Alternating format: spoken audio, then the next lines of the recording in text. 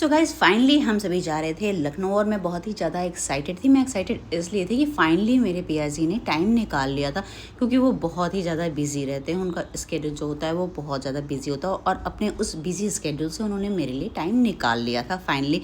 And मुझसे भी ज़्यादा मेरा अव्यू बहुत ही ज़्यादा एक्साइटेड था। थोड़ी देर तक तो उसने अपने इन दो बेस्ट फ्रेंड के साथ तो बहुत ही खेला, बहुत ही ज़्यादा इन्जॉय किया, बट थोड़ी देर के बाद ही ना उसे बोर सा फील होने लगा था। 1 घंटे के ट्रैवल के बाद उसे बोरिंग सा लगने लगा था और शाम के उसके खाने का टाइम भी हो चुका था। तो मुझे ये फील हो रहा था कि कहीं से भूख तो नहीं लग गई है, क्योंकि हल्की हल्की सी भूख हमें भी लग चुकी थी, क्योंकि हमारी जो प्लानिंग थी वो 2-2:30 बजे निकलने की थी। इस वजह से हम लोगों ने खाना 1 बजे ही खा लिया था और हमें निकलने में बज गए थे 5 और हम लोगों ने 1 घंटे ट्रैवल कर लिया था और शाम के 6 बज चुके थे। तो फिर हम लोगों ने ढूंढना शुरू किया एक अच्छी सी शॉप जहाँ हमें अच्छी रिफ्रेशमेंट मिल सके। हम लोगों ने पहले 1-2 जगह पे गाड़ी रोकी, बट वहाँ पे हमें कुछ नहीं समझ में आया, हमें अच्छा नहीं लगा। फिर थोड़ी देर के बाद हमने अपनी गाड़ी रोकी एक पेट्रोल पंप पे, जहाँ हमें मिला ये कैफ़े और इस कैफ़े को देख के हमें ये लग रहा था कि हमें हमारे अकॉर्डिंग यहाँ पे रिफ्रेशमेंट मिल जाएगा।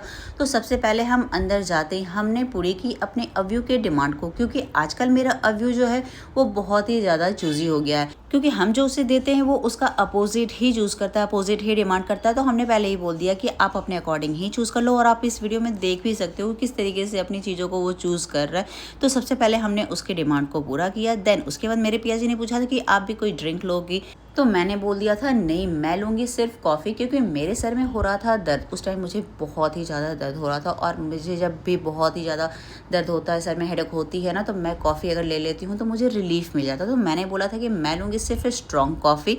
और जब कॉफ़ी आई ना तो वो स्ट्रॉन्ग तो थी, बट क्या बताऊँ बहुत ही ज़्यादा टेस्टी थी। मेरा तो पूरा का पूरा मूड ही फ्रेश हो चुका था। एंड मैं यहाँ व्यू के पैकेट से धीरे धीरे चोरी चोरी उसकी चिप्स निकाल कर खा रही थी, क्योंकि जब उसकी नज़र जा रही थी कि मैं उसके चिप्स ले रही हूँ ना, तो वो बहुत ही ज़्यादा मुझ पर गुस्सा हो रहा था, चिल्ला रहा था। इसलिए मैंने ना धीरे से निकाल कर खा लिया, क्योंकि मुझे उस टाइम ना बहुत ही अच्छा लग रहा था कॉफ़ी के साथ। देन उसके बाद हम वहाँ से निकल पड़े और थोड़ी देर के बाद हम पहुँचे जौनपुर, क्योंकि मुझे अच्छे से ना टाइम याद नहीं है, क्योंकि इस वीडियो को काफ़ी टाइम हो चुके हैं। जैसा कि मैंने अपने पहली वीडियो में बताया है कि मैं अपनी जो ये वीडियो है वो लेट पोस्ट कर रही हूँ, क्योंकि जो मुझे कॉफ़ हो गई थी, मुझे खांसी हो गई थी, तो मेरे गले में बहुत ज़्यादा पेन था, तो मैं अपनी एडिटिंग नहीं कर पा रही थी।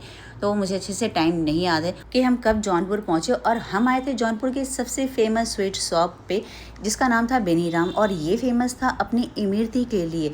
और मैं ना बिल्कुल भी इमरती पसंद नहीं करती हूँ, मैं इमरती नहीं खाती हूँ, बट मेरे पिया जी ने कहा कि तुम एक बार यहाँ की इमरती को टेस्ट करके देखो, और मैंने टेस्ट किया भी, बहुत ही ज़्यादा टेस्टी था। मैंने तो सोचा भी नहीं था कि इमरती कभी इतनी टेस्टी हो सकती है, क्योंकि पता नहीं, मुझे नहीं पता, लेकिन मैं इमरती को बिल्कुल पसंद नहीं करती हूँ, बट वहाँ की इमरती बहुत टेस्टी थी। एंड मैंने ना अव्यू को भी टेस्ट कराया, अव्यू को भी बहुत यम्मी लग रहा था, अव्यू भी बहुत ही मन से खा रहा था।